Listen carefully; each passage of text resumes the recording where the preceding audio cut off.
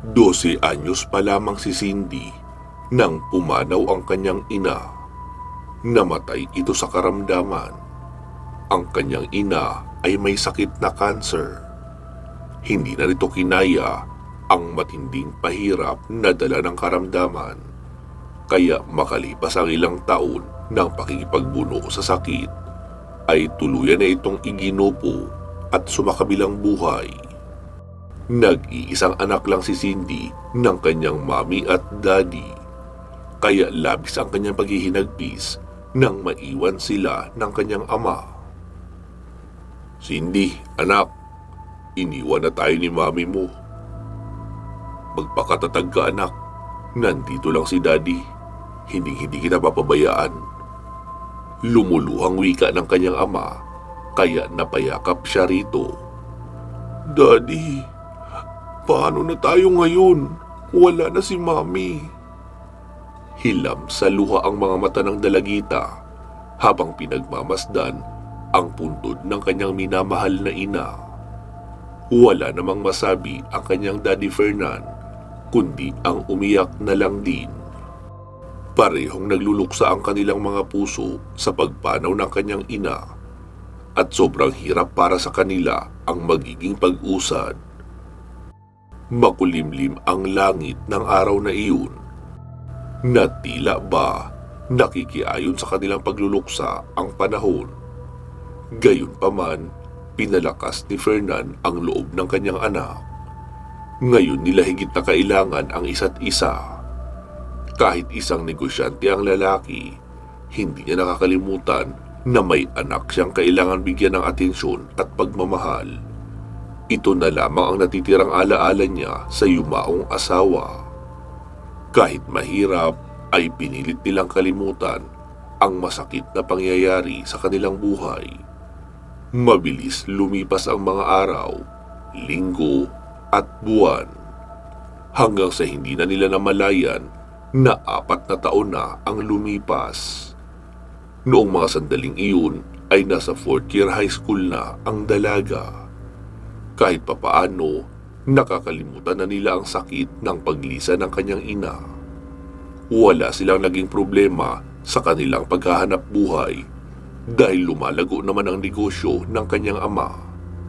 Iyon nga lang, tila inaabuso na nito ang sarili. Ginagawang araw ang gabi para lang matuon ang atensyon nito sa trabaho. Hanggat maaari ay ayaw ni Fernan na maalala pa ang namayapang asawa, dahil magpasa hanggang ngayon ay pilit pa ring sumasagi sa kanyang isipan na nagdudulot sa kanya ng matinding kalungkutan. Naiintindihan naman ni Cindy ang kanyang ama. Hindi niya masisisi ang lalaki kung malungkot ito sa sinapit ng kanilang pamilya. Ni minsan ay hindi naging maramot ang kanyang ama sa kahit sinong tao. Masyado itong mapagbigay, kaya naman lahat ng taong nakakakilala sa kanila ay pinupuri sila. "Kaya ikaw, anak, magpapakabait ka palagi, ha? Mas maganda na makilala tayo bilang mabuting tao kaysa sumikat dahil may tinatapakan tayong kapwa. Ayokong kamuhian tayo ng mga tao dahil nakilala ang pamilya natin bilang mga matulungin at may takot sa Panginoon." Palaging pangaral sa kanya ng ama. "Tatandaan ko po yan, Daddy, at bilang anak nyo, irerespeto ko ang lahat ng mga itinuturo mo sa akin." Sagot pa ni Cindy. Naging maayos naman ang takbo ng buhay ng mag-ama sa paglipas ng mga buwan at taon. Magtatrabaho si Fernan, samantalang si Cindy naman ay nakafocus sa kanyang pag-aaral. Kalaunan, sumapit ang 16 na kaarawan ni Cindy. Nagpahanda ang kanyang ama. Simple lang ito. Mga malalapit na kaibigan at kaanak lamang ang naimbitahan. Kabilang sa kanilang naging bisita ay ang sekretarya ni Fernan na si Matilda, isang babaeng balo na may 3 anak. Si Dave, 20 taong gulang, si Ren na 18 taong gulang, at bunsong anak na si Anika na nasa 15 taong gulang. Ipinakilala ni Fernan si Cindy sa kanyang balong sekretarya. Namangha si Matilda sa taglay na kagandahan ng dalagang si Cindy. Sa kabila ng mura nitong edad ay naghuhumiyaw ang labis na kagandahan ng dalaga. Kaya naman maski ang bunso niyang anak na si Anika ay medyo hindi nagugustuhan ang presensya ni Cindy. Pakiwari niya ay natatalbugan ang ganda niya nito. Kilala pa naman si Anika sa pagiging banidosa at maraming kolorete sa mukha para gumanda. Hindi nga lang niya magawang umangal dahil bisita lang naman sila at hindi naman talaga miyembro ng pamilya. Sina Dave at Ren naman ay halos dumikit na ang mga mata sa katawan ng dalaga. Hindi maitatanggi, nagagandahan sila rito ng husto. Paano ba naman nagmana ang dalaga sa namayapa niyang ina na isang half-American? Kaya siya ay lumabas na tisay, maputi at may kumpletong hubog ng katawan. Maghiliw na binati ni Cindy ang kanilang mga bisita. Ipinakita niya sa kanyang ama na tinandaan niya lahat ng kanilang pinag-usapan. Iyon nga lang, hindi niya napaghandaan ang sunod na sinabi ng kanyang ama. "Cindy, anak, hindi lang natin simpleng bisita sina Matilda. Pwede mo na siyang tawaging tita, since siya ay ganap ko ng naging fiancé." Paliwanag ng ama na labis ikinagulat ng dalaga. Gustuhin man niyang magtampo sa ama ay hindi naman niya magawa. Labis siyang nalulungkot sa ibinalita ng kanyang ama. Ibig sabihin lang kasi noon ay ikakasal na ito sa babaeng simula pa lang ay nakikita niya na ang pagkukunyari. Abot tenga palagi ang ngiti kapag kausap at kaharap ang kanyang ama. Pero kapag hindi na ito kaharap ay halos pumatay ang mga mata sa talim ng titig at pag-irap. Gayunpaman, pinilit niyang maging respetado at naisip na kausapin na lamang ang ama pagkatapos ng pagdiriwang. Naging maayos naman ang takbo ng selebrasyon ng kanyang kaarawan. Marami ang natuwa at namangha nang makita si Cindy. Hindi kasi mahilig lumabas ng bahay ang dalaga, kaya nagulat ang karamihan noong makita ito sa suot na pink na gown at makikitang dalagang-dalaga na talaga ito. Si Matilda naman ay napapansin ni Cindy na panay ang dikit sa kanya, na hindi niya nalang binibigyan ng pansin. Ganun naman yata talaga ang mga taong nakikipagrelasyon, nakikipaglapit sa mga kaanak, para maging boto ito sa namumuong relasyon. Kahit pilit na nagiging magiliw sa lahat ng bisita, ay hindi maiwasan ni Cindy ang mairita sa dalawang anak ni Matilda na lalaki. Medyo bastos kasi ang datingan nito sa kanya. Maging ang mga pahaging na biro ay masasabing below the belt. Ayaw niya lang masira ang selebrasyon, kaya pinagpapasensyahan niya na lang ang mga ito. Pasado 11:00 ng gabi ay isa-isa nang nagpaalam ang mga bisita, kasama na ang pamilya ni Matilda. Matapos ng selebrasyong iyon ay naging abala na ang lahat. Maging si Cindy ay nakalimutan niya ng kausapin ang kanyang ama tungkol kay Matilda. Ni hindi siya nakapiyok nang formal na i-anunsyo ng kanyang ama na magaganap na ang kasalan nila sa lalong madaling panahon. Ang sabi kasi ay nagdadalang tao na raw si Matilda at siya ang ama ng ipinagbubuntis nito. Kaya naging mabilisan ang mga pangyayari. Agad na ring lumipat ang mag-anak ni Matilda sa kanilang bahay. Inangkin pa ni Anika ang silid ni Cindy, na hindi niya na lamang inireklamo pa sa ama. Napilitan siyang lumipat sa maliit na silid sa may atik ng bahay na siyang dating tinutuluyan ng kanilang katulong noong nabubuhay pa ang kanyang ina. Matapos kasi noong mamatay ang kanyang ina ay nagpaalam na rin ang kasambahay nila na uuwi ng probinsya at hindi na sila kumuha pa ng kapalit.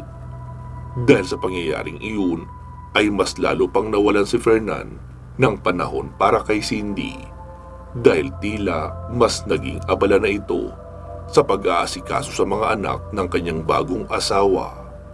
Kanya-kanyang hiling ng kung ano-ano ang mga iyon. Motor na serbis, kotse, mga damit, sapatos at bagong bag naman ang iniuungot ni Anika. At kapag ganoon ang sitwasyon ay gagatong naman ang ina nito at sinasabing makakasama sa kanyang pagbubuntis kapag nalulungkot. Kaya naman pinagbibigyan talaga ni Fernan ang kahilingan ng mga anak ng kanyang bagong asawa. Gayunpaman, kahit tila hindi na anak ang naging turing sa kanya ng kanyang ama, ay nanatili pa ring mabuti ang puso ng dalagang si Cindy at umaasang darating ang panahon na magbabago rin ang sitwasyon sa kanilang pamamahay. Magmula noong mamatay ang kanyang ina, hindi naman niya naramdaman na nag-iisa lang talaga siya. May isang nilalang na dumating sa buhay niya na nagpaparamdam na meron siyang kasama palagi. Isa itong pusa na nakita niyang nakatambay sa puntod ng kanyang ina. Mukhang may breed at mamahalin ang pusang iyon. Kulay asul ang mga mata at may makapal na balahibong itim na kung hindi gagalaw ay mapagkakamalang stuffed toy lang. Pinangalanan niya ang nasabing pusa na Luna.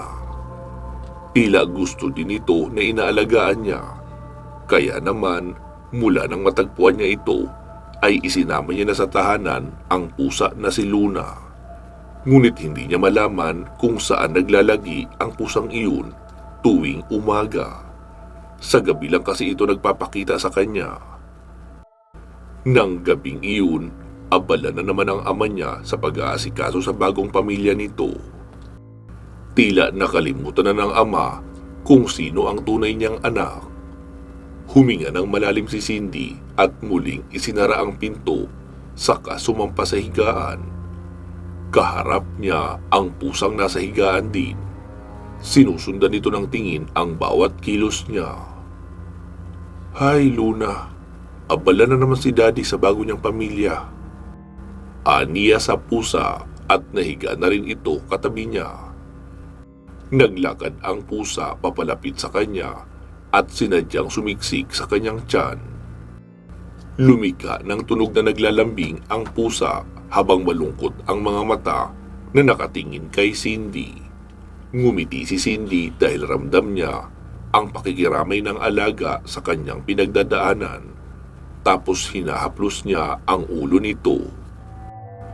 Tila gumagaan ang pakiramdam niya kapag nahahaplos ang mabalahibong katawan nito. "Buti ka pa, Luna, hindi mo ako iniiwan."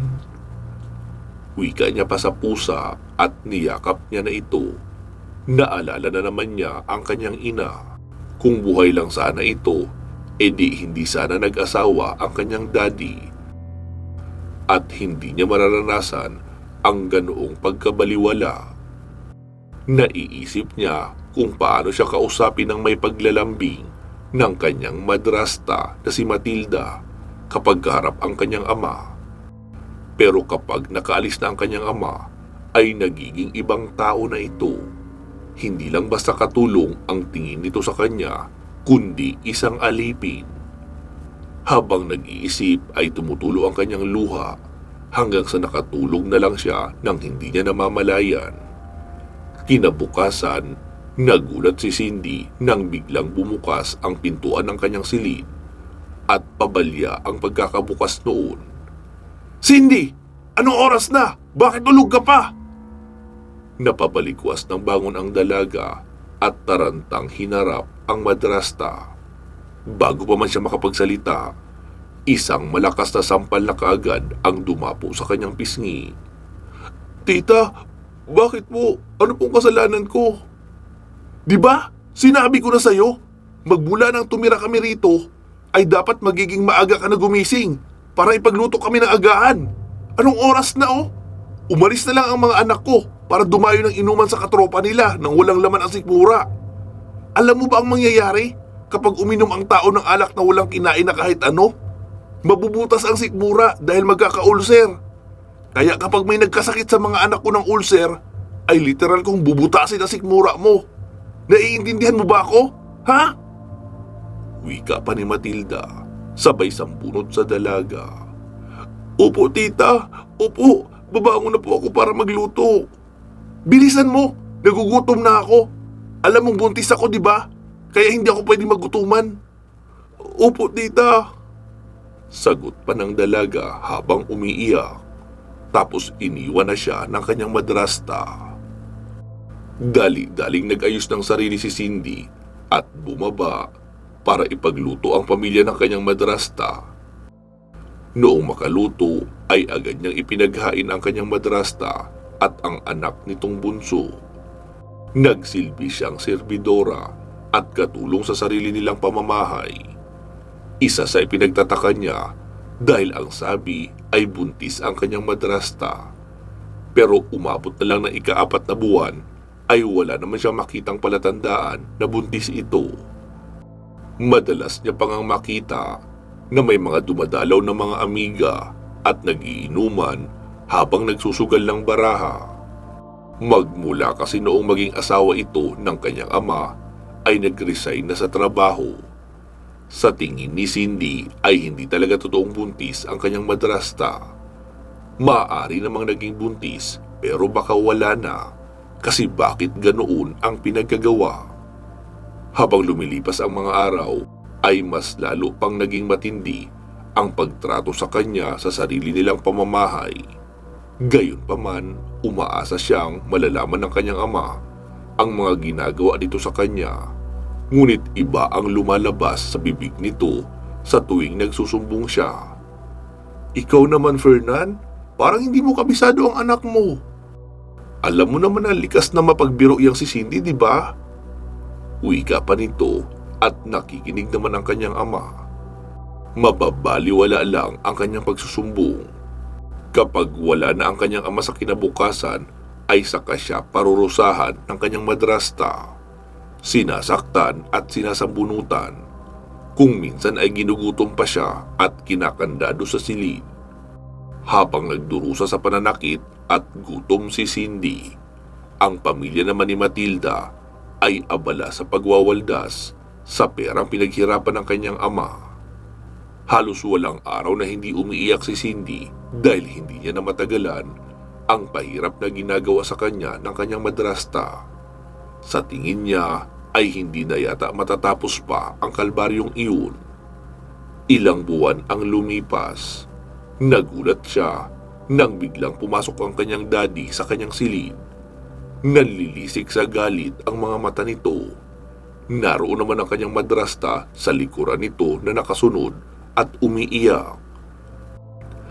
Walang sabi-sabi ay hinubad ng kanyang ama ang suot na sinturon at walang tigil siya nitong pinaghahampas. Tila nilalatigong ahas ang naging pagkilos ng katawan ni Cindy dahil sa pananakit ng kanyang sariling ama, habang malawak naman ang ngiti ng kanyang madrasta na nakatayo sa likuran.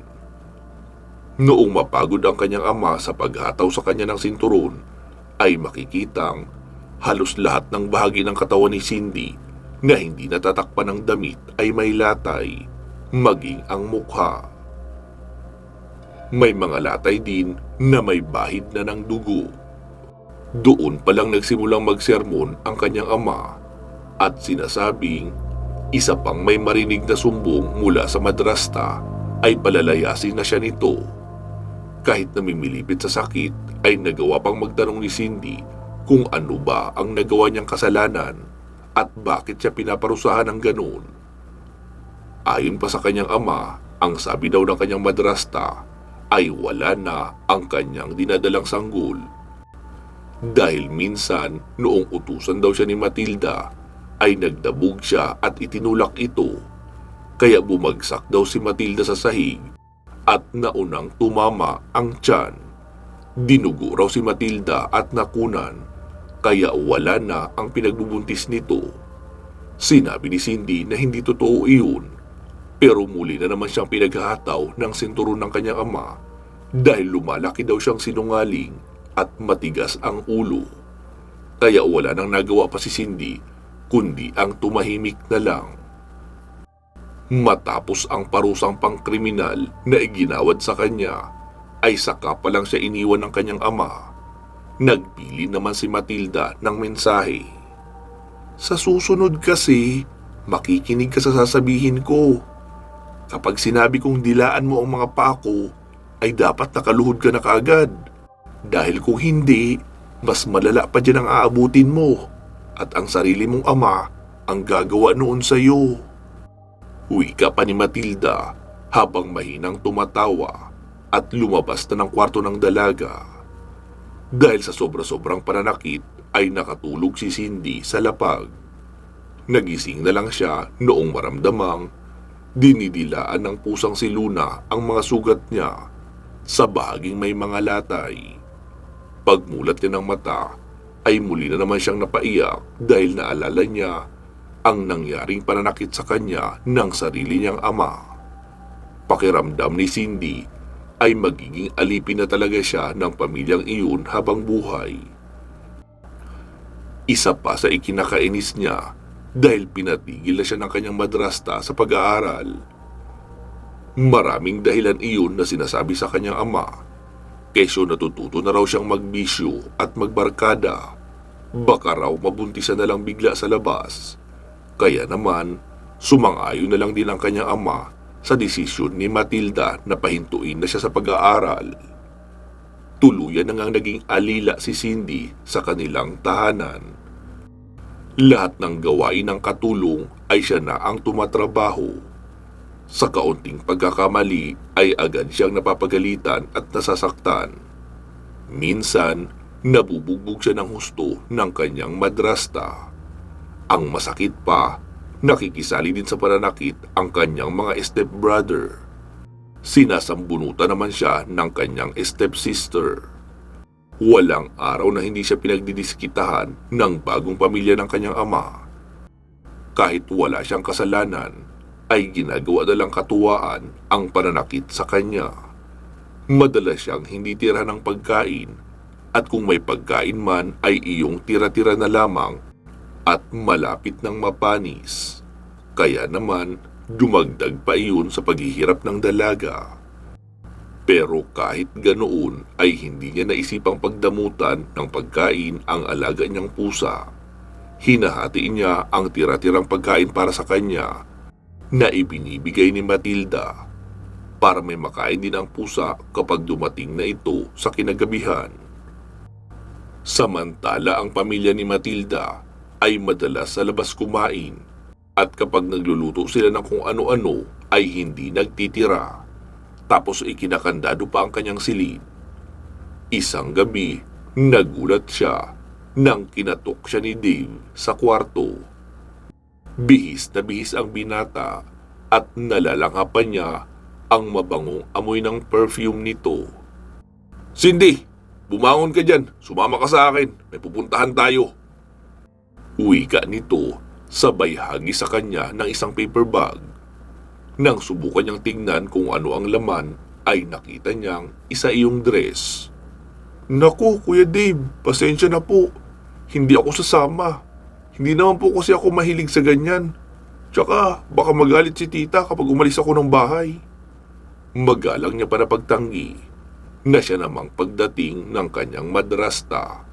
Kagaya ng dati, nakaguhit na naman ang nakataas nitong kilay na tila ba wala nang ibababa pa. Hoy Cindy! Hindi hinihingi ni Dave ang opinyon mo kung gusto mong sumama o hindi. Ang gusto ko ay sumama ka sa party na pupuntahan niya. Hindi ka magiging bisita doon. Taga-silbi ka doon, gaga. Pero tita... Sasagot pa sana si Cindy, pero isang malutong na sampal kaagad ang tumama sa kanyang pisngi. Nanggagalaiti siyang hinarap ni Matilda. Huwag mo nga akong matawag-tawag na tita kung ayaw mong ihulog kita dyan sa hagdanan. Ang layo-layo ng katayuan mo sa katayuan ko. Kakadiri ka. Napaiyak si Cindy dahil sa nangyari. Ayaw niya sa mga bagay na pinapagawa sa kanya ng madrasta Ngunit wala na siyang magagawa. Natatakot siya na baka tutuhanin nito ang banta at paratangan na naman siya ng kung ano-ano at isusumbong sa kanyang ama. Minsan na niyang natikman ang hindi malilimutang pagkastigo sa kanya ng kanyang ama dahil lang sa walang katotohanang sumbong ni Matilda. Kaya takot siyang maulit pa iyon. Wala na siyang nagawa kundi ang sumunod para hindi masaktan. Sa ayaw at gusto mo, sasama ka kay Dave. Bilis na! Nanlilisik ng mga mata ni Matilda, kaya napayuko na lang si Cindy, tapos umalis na ang ginang. Si Dave naman ay malaki ang ngiti na nakatingin sa kanya habang siya ay nagbibihis. Nakiusap pa siya rito na baka pwedeng sa ibaba na lang siya hintayin. Pero nakangiting halimaw ang lalaki at sinabing gusto nitong manood habang nagbibihis ang dalaga. Naisip ni Cindy na akala niya ay dadalhin siya sa party para makakain. Iyon pala ay gagawin lang din siyang tagasilbi. Tapos pinagsuot pa siya ng damit, nakita na halos ang kaluluwa. Huwag mo ako ipapahiya ha! Bilisan mo na magbihis dyan. Ayokong naghihintay ang mga pinsan ko. Opo kuya, opo. Sagot naman ni Cindy. Noong matapos na siyang magbihis ay agad na silang bumaba at bumiyahi gamit ang kotseng bili ng kanyang ama para kay Dave. Pagkarating sa lugar na pagdadausan ng party ay maingay na at may maharot na musikang pumapailan lang sa ere. Hindi sana balak ni Cindy na suotin ang dalang damit ni Dave, ngunit sadyang mapanakit ang binata. Inaasahan ni Cindy na isang birthday party lang ang pupuntahan nila. Kaya naman gano'n na lang ang gulat niya nang makapasok sila sa kwarto kung saan naroon daw ang pinsan ni Dave. Napapikit siya sa klase ng ilaw na naroon sa loob. Kulay pula at nagpapatay sindi pa na parang may pattern ng musika na sinusunod. Wala ding babae sa kwartong iyon kung saan idadaos ang party. Puro kalalakihan lamang ang naroon dahil isa pala yung bachelor's party. Naasiwa si Cindy nang mapansin ang malalagkit na tingin sa kanya ng kalalakihan, kaya napayakap siya sa kanyang sarili. Sa huli ay hindi naman siya naging serbidora na tagasilbi ng pagkain at inumin sa mga kaibigan ni Dave. Siya ang ginamit para mapagbigyan ang mga bisita ng panandaliang aliw. Sa madaling sabi, pinagtulong-tulungan siya roon na lapastanganin. Wala siyang nagawa maliban sa umiyak at magmakaawa. Sa dami ng kamay na nakahawak sa kanya, hindi niya na alam kung ilan ang mga bumababoy sa kanyang katawan. Habang nagmamakaawa, ay puro halakhak naman ang naririnig niya mula sa mga kalalakihang naroon. Sa pangunguna pa mismo ni Dave, noong matapos ang party ay tulala lang si Cindy sa may gilid ng kama habang walang kahit anong saplot. Noong mag-uwian na ay hinagisan lang siya ni Dave ng isang malaking t-shirt na itim para iyon ang kanyang isuot.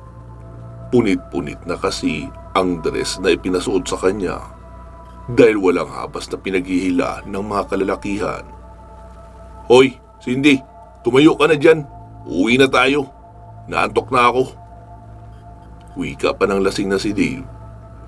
Kaya wala nang nagawa si Cindy kundi isuot ang inihagi sa kanya na t-shirt at sumunod na sa lalaki papalabas ng bahay na iyon at saka sila sumakay ng kotse. Habang bumabiyahe ay mahinang humihikbi ang dalaga at muling napaisip sa buhay na kanyang kinasadlakan.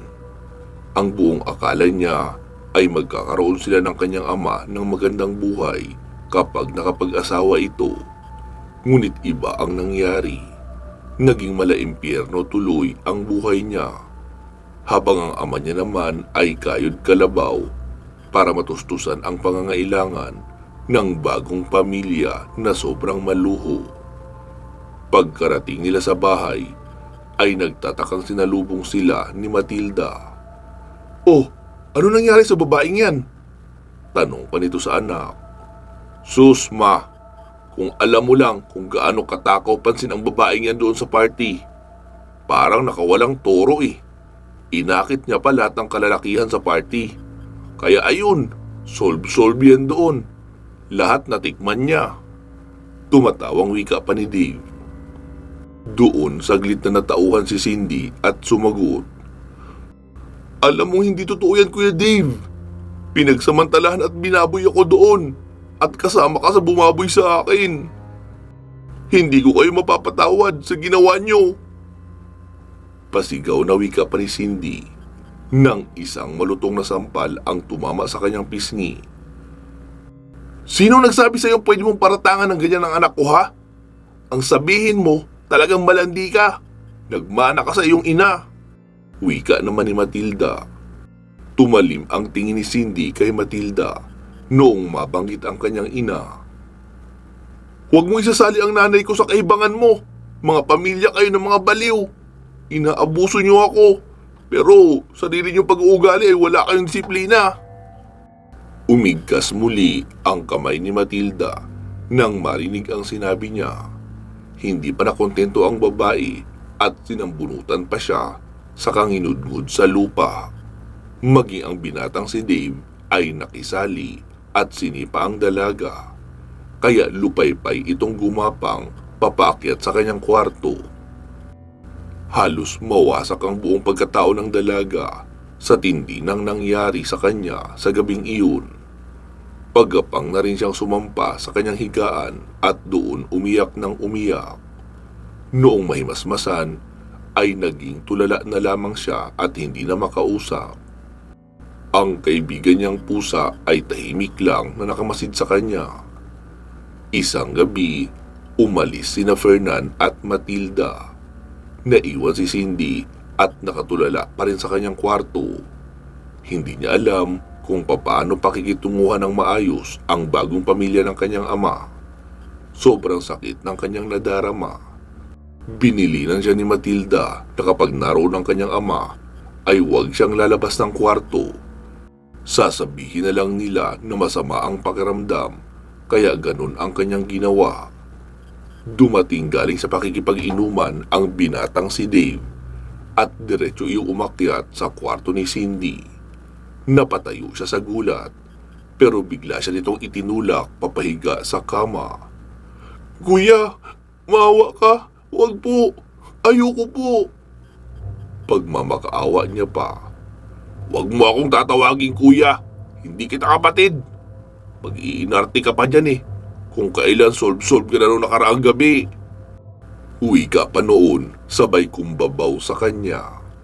"Kuya, huwag po. Maawa ka." Muli niya pang sigaw. Sinubukan niya magpumiglas, ngunit sadyang mahina siya at nahihilo. Nang bigla siyang suntukin ni Dave sa sikmura. Dahilan para magdilim ang kanyang paningin. Saka nagpatuloy ang lalaki sa pagtanggal ng kanyang damit. Bago pa man siya tuluyang mawala ng malay, ay nakarinig siya ng malakas na pag-angil. Nasundan ito ng matinis na sigaw ni Dave na takot na takot. Sinubukan niyang idilat ang kanyang mga mata. Ngunit sadya ring mahirap sa kanya na makita ng malinaw ang buong pangyayari. Ang alam niya lang, sandaling may pumulandit na dugo sa kisame hanggang sa marinig niya ang papahina ng papahina na boses ng nagmamakaawang si Dave habang tuluyan na siyang nawala ng malay.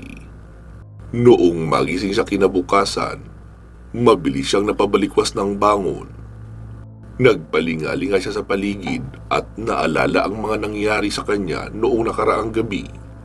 Lalo na ang paglapastangan sa kanya ni Dave. Pakiramdam niya ay ang dumi-dumi niya ng babae at wala nang natirang dignidad sa kanyang sarili. Ngunit napansin niyang maliban sa nakahubad na pang-itaas na damit, ay wala nang ibang naalis sa kanya. Naka-short pa rin siya at may suot na panloob. Natigil siya sa kanyang pag-iyak at naisip na mukhang walang nangyari noong nakaraang gabi. Wala rin siyang mabigat na nararamdaman sa kanyang puson o sa kanyang pagkababae. Ibig sabihin, hindi natuloy ang masamang binabalak ni Dave.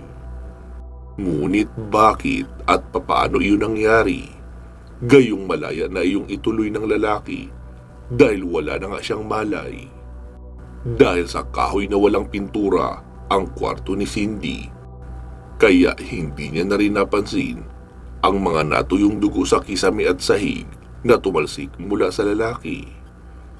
Ilang araw ang lumipas, napapansin niyang hindi nagpapakita sa bahay si Dave. Noong magwalis rin siya ng silid ay napansin niyang hindi nagulo ang inayos niyang higaan ng binata. Kahit si Anika at Ren, hindi malaman kung nasaan ang kapatid nila. Isang hapon noon, habang nagsasabon ng sahig si Cindy, ay naroon naman sa sala ang mag-iina at pinag-uusapan kung bakit ilang araw nang hindi nakakauwi ang anak na si Dave. Hanggang sa mapatingin sa kanya si Matilda at sinabing, "Malakas ang hinala ko na may kinalaman ka sa pagkawala ni Dave. Umamin ka nga, Cindy." "Ha? Hindi po, tita. Hindi naman po ako lumalabas ng kwarto kapag hindi niyo sinasabi. Kaya wala po talaga akong ideya kung nasaan si Kuya Dave." Muling nagsalita ang madrasta. "Malaman ko lang na may ginawa ka sa kanya. Papatayin talaga kita." Nandidilat pa ang mga mata nito habang nakatitig kay Cindy. Kaya hindi na nagawa pang magsalita ng dalaga dahil sa takot. Hindi niya na rin nagawa pang magsumbong na muntik na siyang halaing muli ng binata. Dahil kahit ano pang sabihin niya, ay siguradong babalik ta rin lang din ng kanyang madrasta kapag kaharap na ang kanyang ama. Kinagabihan, pinababa ni Matilda si Cindy para sumabay sa hapunan. Umuwi kasi ang ama nito at sinabing gusto niyang makausap ang anak at makasabay na rin sa paghahapunan. Pagkatapos kumain at naguhugas na ng mga pinggan si Cindy, ay lumapit sa kanya ang kanyang ama at nagtanong, "Cindy, anak, hindi mo ba talaga alam kung saan nagpunta ang kuya mo?" Kumikibot ang labi ni Cindy. Gusto niyang magsalita, pero pakiwari niya ay bubuhanglit lamang siya sa pag-iyak kapag sinimulan niyang magsalita. Kaya para hindi na lang magkagulo, ay sinagot niya na lang iyon ng simple at sinabing, "Hindi ko po talaga alam, Daddy. Kung alam ko lang po ay sasabihin ko agad sa inyo." Aniya at tinalikuran na siya ng ama. Ilang araw pa ang lumipas, naisip ni Matilda na pabuksan ang lumang kamalig na naroon lang din sa loob ng compound. Mukhang may namatay daw kasi na pusa dahil umaalingasaw ang amoy. Tumawag sila ng isang mababayarang tao na magbubukas at maglilinis noong kamalig. Hindi niya naman maasahan sa ganoong bagay ang kanyang mga anak at ayaw niya rin patulungin si Cindy dahil baka sa ibang tao makapagsumbong at mabisto ang kalokohan nila. Habang sinisira ng taong inutusan nila ang pinagkabitan ng kandado, ay naroon lang din ang mag-iina sa may tapat na kaabang. Si Cindy naman ay naroon lang sa may likuran. Noong mabuksan ang pintuan, ay ganoon na lang ang tili ng ginang nang matagpuan ang isang nabubulok na katawan sa loob noong kamalig. At ang nagpasindak pa rito nang makilala niya ang suot na damit.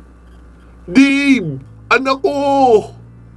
Mahabang sigaw pa ng ginang. Kalunos-lunos ang naging itsura ng binata. Mukhang winarat ng kung anong mabangis na hayop ang katawan noon. Nanginginig na binaling ni Matilda ang tingin kay Cindy. Agad niyang inatake ang dalaga at sinambunutan, saka paulit-ulit na pinagsasampal. "Hayop kang babae ka! Pinatay mo ang anak ko! Wala kang konsensya! Papatayin din kita!" Pilit naman na nagpupumiglas ang dalaga habang sumisigaw ng, "Tita, awa ka po! Wala po akong kinalaman sa nangyari kay Kuya Dave. Inawat naman ng lalaking inarkila nila ang ginang dahil hindi nito maintindihan kung bakit ang dalaga ang pinagbibintangan. Samantala sa tingin nito, hindi tao ang may gawa noon sa binata. Pero sininghalan lang iyon ng ginang at sinabing huwag makialam kung ayaw niyang pati siya ay madamay. Dahil sa labis na galit ni Matilda kay Cindy, ay kinaladkad niya ang dalaga at muling ikinulong sa silid nito. Patuloy sa pagmamakaawa ang dalaga habang sinasabing wala siyang kinalaman sa nangyari kay Dave. Kinagabihan, habang nanghihina si Cindy dahil maghapon siyang walang kain at wala ring nainom na tubig, ay naramdaman niyang may nagbukas ng pintuan ng kanyang silid. Noong una, akala niya ay iyon si Matilda. Baka papayagan na siya nitong makababa para kumain. Pero laking gulat niya nang makitang iyon ay si Ren, ang ikalawang anak ng kanyang madrasta. Sa pagkakataong iyon ay lasing ang binata. Bago pa man makaangal si Cindy, ay sinapak na siya agad sa mukha, kaya lalo siyang nahilo at napasubsob sa sahig. Kahit nangihina, ay pabulong siyang nagmamakaawa na huwag siyang sasaktan. Pero hindi siya pinakinggan ng lalaki. Wala na siyang magawa noong simulan siya noong tanggalan ng damit. Tapos sunod na nagtanggal ng damit ang binata. Pero bago pa man siya noon makumbabawan, ay nakita niya ang maliksi na paglundag ng alaga niyang pusa mula sa bintana. Naglanding ito sa likuran ng hubot-hubad na si Ren. Marahil bumaon ang mga kuko ng pusa sa likod ng binata, kaya napasigaw ito, ngunit isang nakakasindak na pangyayari ang naganap. Nakita ni Cindy kung papaano mabalasik na umatake ang pusa kay Ren at naging isang malaking nilalang ang pusa na naging halos kasing laki na rin ng tao. Mabagsik nitong pinagkakalmot ang binata nang walang humpay, tapos kinagat sa bato, saka inihulog sa bintana. Nagmamadaling sumiksik si Cindy sa gilid ng kama, hiyakap ang sarili at puno ng sindak sa kanyang mga mata. Hindi siya sigurado sa kanyang nakikita. Iniisip niya na baka naman namamalikmata lang siya dahil sa gutom at uhaw, pati na rin sa malakas na pagsuntok sa kanya ni Ren. Pero malinaw niyang nakita ang isang malaking itim na hayop na umatake kay Ren. Nilapitan pa siya ng nilalang na iyon, kaya napatakip na lang siya sa mukha sa takot na baka siya naman ang atakihin. Pero dinilaan lang siya noon sa braso, tapos iniwan na siya at tumalon din sa bintana. Pinilit ni Cindy na gumapang hanggang sa makalapit siya sa pasimano ng bintana. Nakita niya ang stepbrother niya na buhay pa at gumagapang sa sahig sa ibaba. Ngunit kaagad din siyang nasindak nang makitang animoy daga na tinangay ito ng malaking pusa papalayo. Na tiyempo namang nakita rin ni Matilda noong mapasilip ito sa bintana sa ibaba. Nanggagalaiti sa pagsigaw ang madrasta ni Cindy. Tumingala ito sa bintana kung saan siya naroon at nagtama ang kanilang paningin. Kriminal ka talagang babae ka! Ikaw nga ang may kagagawa ng lahat ng kahayupang ito sa mga anak ko! Pagbabayaran mo ito! Hayop ka! Wika pa nito at mabaliw-baliw na sinundan ang anak niya na halos hindi na makapagsalita, ngunit nagawa pang umungol. Nanginginig naman sa takot si Cindy. Naisip niyang bakit siya na naman ang pinagbibintangan. Nakita naman ni Matilda ang isang hayop na may itim na balahibo na siyang tumangay sa kanyang anak na si Ren. Bakit siya pa rin ang may kasalanan? Naisip niyang mukhang ang nilalang na iyon ang kasagutan sa kanyang gabi-gabing pagdarasal na sana may magligtas sa kanya sa impyernong kanyang kinasadlakan. Marahil ang nilalang na iyon ay padala ng kanyang namayapang ina upang gabayan siya at protektahan. Lumipas ang ilang oras, ngunit hindi pa rin bumabalik ang kanyang madrasta, maging ang anak nitong si Ren. Nagtiyaga pa siyang maghintay hanggang sa hindi niya na namalayan na nakatulog na lang din siya habang nakahawak sa pasimano ng bintana. Kinabukasan, pagkagising niya, tahimik pa din ang buong kabahayan. Walang imik niyang dinampot ang nagkalat na damit ni Ren at inihagis sa nakaawang na pinto ng kwarto nito. Pagkababa niya sa kusina ay walang katao-tao. Hindi rin nakalak ang pintuan. Ibig sabihin ay maaaring hindi pa talaga umuwi ang kanyang madrasta. At sigurado kung nakauwi iyon ay sasaktan muna siya bago matulog. Naghanap siya ng makakain at sa kabutihang palad ay may spaghetti, burger, chicken at soft drink sa ref. Mukhang nagpa-deliver ang kanyang madrasta ng pagkain pero hindi na nakain pa dahil sa nangyari. Kaya agad niya yung nilantakan. Sobrang gutom na niya. Bahala na kung muli siyang sakta ng madrasta dahil pinakialaman niya ang pagkain noon. Pero natapos na lang siyang kumain ay wala pa ring taong dumating. Kaya bumalik na lang siya agad sa itaas. Nagdala siya ng kanin na sinabawan ng gravy at nilagyan ng nakahimay na karne ng manok para iyon sa kanyang alagang pusa. Pagkarating niya sa itaas ay wala sa kwarto ang pusa niya. Kaya tinakpan niya na lang ang Tupperware na ginawa niyang kainan noon para hindi langawin ang pagkain. Kinatanghalian, nagising naman si Anika. Nagtataka naman iyon dahil hindi narinig ang maingay na talak ng ina laban kay Cindy na nakagawian na nitong gawin sa araw-araw. "Cindy! Ipaghain mo nga ako ng pagkain! Nagugutom ako!" Sigaw pa noon. Sakto namang nakaluto na si Cindy ng kanin at ulam, kaya ipinaghain niya na agad si Anika. Pinagsilbihan niya ito na parang si Anika pa ang tunay na amo sa pamamahay na iyon. "Nasaan si Mama?" Tanong pa noon sa kanya habang kumakain. "Hindi ko alam, Anika. Mula nang magising ako kanina, ay hindi ko na nakita si Tita." Nag-init naman ang ulo ni Anika at hinampas ang lamesa. Nagtalsikan ang pagkain at natapon sa sahig. Dinuro siya ng babae at biglang sinambunutan ng makatayo ito. "Leche ka talagang babae ka! Hindi ko alam kung bakit ang tanga-tanga mo. Palagi ka nalang walang alam. Wala ka nga talagang kwenta." Singhal pa ng dalaga na mas bata pa sa kanya. "Anika, aray, nasasaktan ako. Pakiusap, huwag mo naman ako saktan. Wala naman ako ginagawang kasalanan, di ba?" "Tumigil ka. May kasalanan ka sa pagkawala ni na Mama. Huwag ka na magkaila, walang hiya ka." "Anika, wala naman ako alam sa binibintang mo. Maawa ka naman sa akin." "Lahat na lang hindi mo alam, gaga ka." Halos sirain na ni Anika ang mukha ni Cindy, kaya gayon na lang ang pag-atungal ng iyak. Hindi niya alam kung bakit kailangan siyang saktan ng mga taong dayo lamang sa kanilang pamamahay. Pero hindi siya pwedeng magreklamo dahil kapag pumalag siya, ay siguradong magsusumbong uli iyon sa kanyang ama. At kabaliktaran ang sasabihin para siya ang madiin at maparusahan.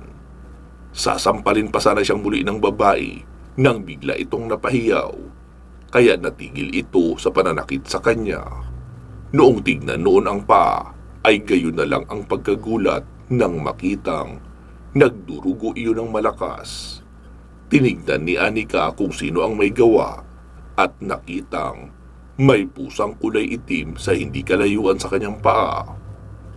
"Aba, nakahanap ka ng kakampi ha? Ito ang dapat sa'yo, pusa ka. Mali ka ng kinampihan." Wika pa noon, sabay kumuha ng walis at pinaghahampas ang pusa. Subalit mabilis na niyakap ni Cindy ang pusa na naroon sa sahig, kaya lahat ng malalakas na hampas ng walis ay sa kanyang likod at sa ulo tumama. "Anika, pakiusap, tama na! Baka natapakan mo lang ang bundot ni Luna, kaya siya nangalmot sa'yo? Huwag mo na siyang sasaktan, pakiusap. Umiiyak niya pang pagmamakaawa. Haha, nababaliw ka na nga talaga. Pati ba naman pusang kalye, pinangalanan mo? Hayop yung pusang yan. Sinugatan ako. Dapat dyan pinapatay. May samaligdo yata ang pusang yan eh. Namumula na sa galit si Anika, kaya wala nang nagawa pa si Cindy nang sipa-sipain sila ng babae. Napapasigaw na lang siya at napapaungol sa malalakas na sipa ni Anika. Nagpasalamat na lang sa isip niya si Cindy noong lubayan na sila ni Anika sa kakapalo at sipa dahil kailangan na noong magpunta sa banyo upang hugasan ang sugat ng kalmot sa paa. Agad na rin kinarga ni Cindy ang pusa at iika-ika siyang umakyat at nagsara ng pinto dahil baka sumunod si Anika at saktan muli ang kanyang alagang pusa. Kinahapunan, dumating ang kanyang ama mula sa out-of-town trip upang asikasuhin ang bagong branch ng negosyo nito. Nagtataka ito nang mapansing tahimik ang paligid at hindi makita ang asawang si Matilda. Kaya naman, tinawag niya ang kanyang anak na si Cindy. Cindy, anak, anong nangyari sa iyo? Nakita mo ba si Tita Matilda mo? Umiling si Cindy at pilit huwag nang magsalita. Ngunit nang makita niya ang pag-aalala sa mukha ng ama, ay napilitan na siyang magsalita dahil baka bigla na namang mag-init ang ulo noon at saktan siya. Hindi ko po alam, Daddy. Mula po kaninang umaga ay hindi ko na siya nakita. Kami lang po ni Anika ang nandito maghapon. Anak, tsaka bakit nandito ka palagi sa kwarto mo nakakulong? Hindi po ako nagkukulong, Daddy. Pagod po kasi ako sa paggawa ng gawaing bahay mula umaga. Kaya maaga ako palaging nagpapahinga. Napakunot ng noo naman ang kanyang ama. Ha? Bakit mo naman yung ginagawa? Akala ko ba si Matilda ang gumagawa lahat ng gawaing bahay? Bababa ka lang daw upang kumain, tapos magkukulong uli sa kwarto. Hindi po yung totoo, Daddy. Ang totoo, minamaltrato po nila ako. Kalmadong paliwanag pa ni Cindy habang pinipigilan ang sariling umiyak. Sabay iniangat niya ang kanyang maluwag na damit. Doon na tumambad sa kanyang ama ang napakarami niyang sugat at pasa. Ikinuwento niya na rin ang pambababoy na ginawa sa kanya ng anak ni Matilda noong pilit siyang dinala sa isang party. Tinanong naman ng ama na bakit hindi siya nagsumbong. Kaya sinabi niya rin na ilang beses niyang sinubukang magsumbong. Pero sa tuwing magsusumbong siya, ay iba naman ang sasabihin ni Matilda. Tsaka iibahin na rin ang usapan. Kaya hindi talaga niya masabi ang lahat ng masasamang ginagawa sa kanya ng kanyang madrasta. Doon na na-realize ng kanyang ama ang totoong nangyayari sa pamamahay nito, pati na ang naging kapabayaan niya sa sarili niyang anak. Nag-iyakan sila ng kanyang ama. Panay ang hingi nito ng pasensya. Ipinaliwanag niya sa ama na hindi siya nagtanim ng sama ng loob rito dahil wala naman itong kasalanan.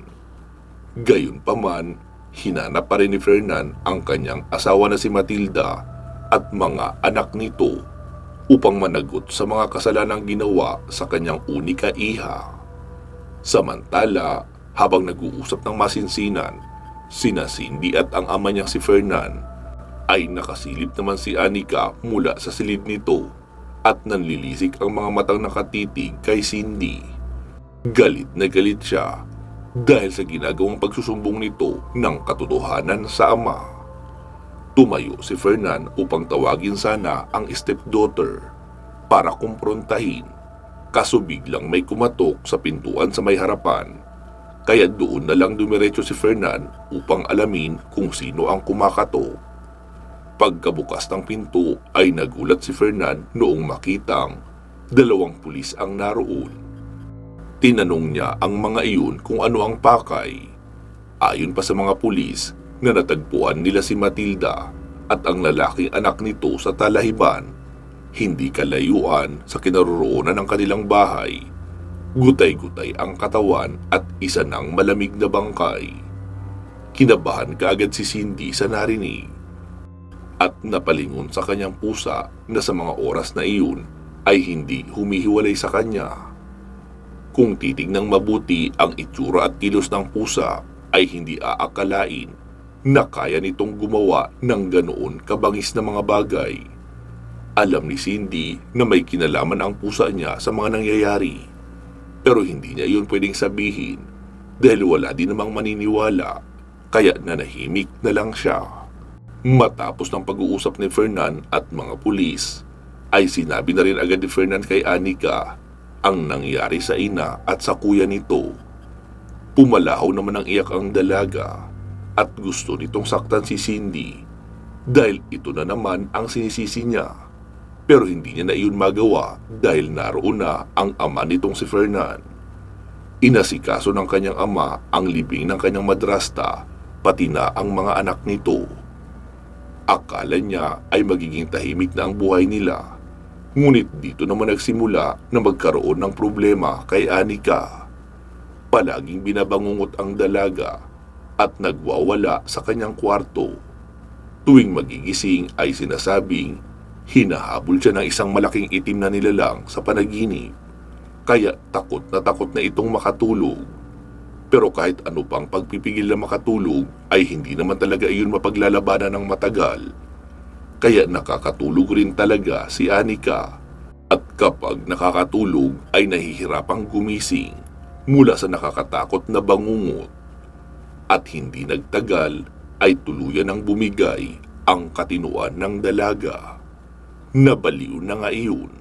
Kaya napilitan na rin si Fernan na ipasok iyon sa isang mental institution upang mabigyan ng tamang medical attention. Pero kahit naroon ay hindi pa rin natigil ang bangungot na nararanasan ng dalaga. Sa bahagi naman ni Cindy ay unti-unti na siyang nagre-recover mula sa mga trauma at pambubugbog na kanyang pinagdaanan. Tanging ang mga peklat na lang sa kanyang balat ang naging alaala ng pahirap na kanyang pinagdaanan sa kamay ng pamilya ng kanyang madrasta. Isang gabi, habang natutulog siya, ay biglang nagpakita sa kanyang panaginip ang pusa. Pero kasing laki niya ito. Napasabi na lang si Cindy ng, "Diyos ko, nababaliw na rin ba ako kagaya ni Anika?" Pero biglang sumagot ang pusa at sinabing, "Cindy, ako ito, ang kaibigan mong pusa na si Luna. Iyong normal na pusa na inaalagaan mo. Huwag kang mag-alala, hindi ka nababaliw. Hindi rin kita sasaktan. Pangako, magmula ngayon ay puprotektahan kita laban sa mga taong nais manakit sa iyo. Paumanhin din kung huli na bago kita natulungan. Kailangan ko rin kasing hilingin kay Bathalang lumikha na payagan akong ipagtanggol ka kahit pa sa hindi magandang paraan. Lagi mong tatandaan, hindi ka nag-iisa dahil palagi lang akong nasa tabi mo." Nakaramdam ng galak si Cindy sa narinig. Hindi niya akalaing ang isang pusang kasing ganda ni Luna ay may hiwaga palang taglay at ito nga ang nagpoprotekta sa kanya at siya rin pumaslang sa mga taong umapi at nanakit sa kanya ng mahabang panahon. Kalaunan ay naging maayos rin ang buhay ni Cindy. Bumalik ang dati nilang katulong at nakapagpatuloy siya sa kanyang pag-aaral at nakapagtapos hanggang kolehiyo. Isang araw, hindi nagpunta sa negosyo ang kanyang ama. Naroon lang iyon nakatambay sa bahay nila at tila nagmumuni-muni nang lapitan ito ng kanilang katulong na si Manang Tessie. Naikwento nito sa katulong ang mga naganap sa buhay nila noong nakaraang 2 taon. Tinawag nito si Cindy at muling humingi ng tawad. "Hindi ko akalaing napakalaki ng kasalanang nagawa ko sa iyo. Hindi ko malang napansin na pinapaikot lang pala ako ni Matilda. At wala akong kaalam-alam sa totoong mga nangyayari dito sa ating pamamahay. Maging ako ay nagawa kitang saktan dahil sa maling kwento sa akin ni Matilda. At noong minsang nagpaliwanag ka sa akin ay hindi mo lang kita pinaniwalaan. Anak, sana mapatawad mo ako. Nagdesisyon na ako, anak, na mula ngayon ay hindi na ako mag-aasawa pang muli. Tayong dalawa na lamang ang magkasama. At hindi na ako tatanggap ng sinumang estranghero sa buhay natin. Nagyakapan sina Cindy at amang si Fernan. Pareho silang masaya na magsimula ng panibagong buhay. Walang mapagsidlan ang tuwa sa puso ni Cindy. Ni sa hinagap ay hindi niya na inasahang magbabago pa ang kanyang buhay at makakaalis sa pagpapahirap ng kanyang madrasta. Makalipas ang ilang taon ay nakagraduate ng kolehiyo si Cindy at nagkaroon ng mabait na kasintahan. Napag-usapan nila ng kanyang ama na hindi nababanggitin pa kahit kailan ang pait na kanyang naranasan noong nakaraan para hindi na rin mabuhay pang muli ang trauma sa kanyang pag-iisip. Hindi naglaon ay nakapag-asawa si Cindy at nabiyayaan ng 3 anak. Ang kanyang ama naman ay nabuhay pa ng mahaba at na-enjoy ang pagkakaroon ng apo. Ang kanya namang alagang pusa ay naroon pa din. Walang nagbago at tila hindi tumatanda. Pero sa panaginip ay nakakausap iyon ni Cindy na parang isang normal na tao at nagbibigay ng mga payo sa kanya kapag meron siyang mga suliranin na kinakaharap. Wakas. Naway inyong nagustuhan ang ating kwento sa araw na ito. Maraming salamat po sa pakikinig. Mag-iingat po kayo palagi at hanggang sa muli.